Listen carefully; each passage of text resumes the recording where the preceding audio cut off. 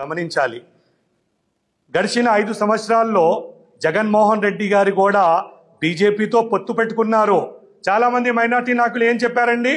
రాష్ట్ర ప్రయోజనాల కోసం, రాష్ట్ర అవసరాల కోసం జగన్మోహన్ రెడ్డి గారు బీజేపీతో ఒప్పందం చేసుకోవాల్సి వచ్చింది, పెట్టాల్సి వచ్చింది అని తెలియపరిచారు. అయ్యా, జగన్మోహన్ రెడ్డి గారు ఎలాగైతే రాష్ట్ర అవసరాల కోసం పొత్తు పెట్టుకున్నారో సిబిఎన్సి నారా చంద్రబాబు నాయుడు గారు కూడా రాష్ట్రాన్ని అభివృద్ధి చేయటానికి, రాష్ట్రంలో ఉన్న 5 కోట్ల జనాభాకి, అది ముస్లింలైనా, హిందువులైనా, క్రైస్తవులైనా, ఏ మతస్థులైనా, ఏ కులస్థులైనా అందరికీ న్యాయం చేయాలి, ఈ రాష్ట్రాన్ని అభివృద్ధి వైపు తీసుకువెళ్ళాలి, మళ్ళీ అమరావతిని నిర్మించాలి, మొత్తం భారతదేశంలో, ప్రపంచంలో అమరావతిని అలాగే ఆంధ్ర రాష్ట్రాన్ని ఒక ప్రత్యేకమైన పేరు తేవాలని ఉద్దేశంతో ఈరోజు కేంద్ర ప్రభుత్వంలో ఉన్న బీజేపీ పార్టీతో పొత్తు పెట్టుకోవటం జరిగింది. అలాగే మనం ఈరోజు సోషల్ మీడియాలో చూస్తున్నాము, చాలా మంది మైనార్టీలు అంటున్నారు ఆయన డైరెక్ట్ గా ఒప్పందం పెట్టుకున్నారు, ఈయన అవసరాన్ని బట్టి ఒప్పందం పెట్టుకున్నారు.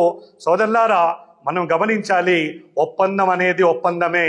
అది ముందు నుంచైనా వెనక నుంచైనా మీరు జగన్మోహన్ రెడ్డి గారికి ఓటేసినా సరే లబ్ధి పొందేది కేంద్రంలో భారతీయ జనతా పార్టీయే.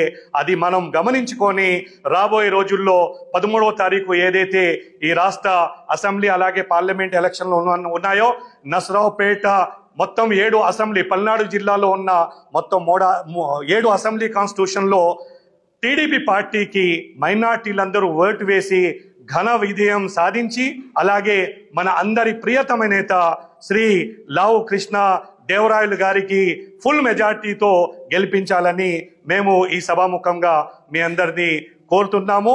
ఈ ఒక నిర్ణయం పల్నాడు జిల్లాకి సంబంధించిన ఇమాములు, మసీదు పెద్దలు అలాగే మత గురువులందరూ కలిసి తీసుకోవటం జరిగింది. Thank you very much. జై హింద్.